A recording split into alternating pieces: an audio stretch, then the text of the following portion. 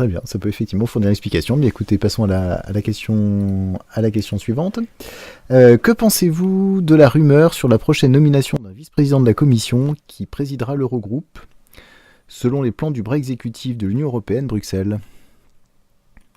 Bon, je pense que ça va dans le sens... Alors, à mon avis, la rumeur ne porte pas sur la prochaine nomination, mais sur le fait qu'il y a un plan tendant à aller dans cette direction, et ce plan est attribué à M. Macron. Bon, je ne sais pas dans quelle mesure il réussira à convaincre ses partenaires de le faire, mais enfin, chacun sait que Macron désire que nous nous orientons vers des États-Unis d'Europe, en quelque sorte vers une République fédérale d'Europe, et ceci serait une étape, un petit pas dans cette direction.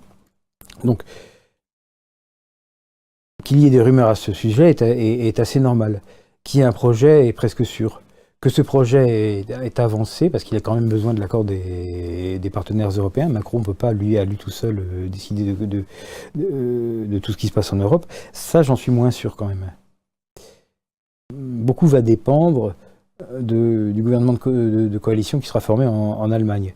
Effectivement, si les Allemands reconduisent la grande coalition entre le SPD et le CDU, vous savez que le dirigeant du SPD, M. Martin Schulz, qui est un Européen convaincu, c'est le moins qu'on puisse dire, a mis une condition pour accepter de gouverner avec la chancelière, et cette condition est essentiellement de reprendre les projets d'États-Unis d'Europe ou de République fédérale d'Europe que soutient M. Macron. Alors si ça se produit, oui, il y a des chances que la mesure envisagée se réalise.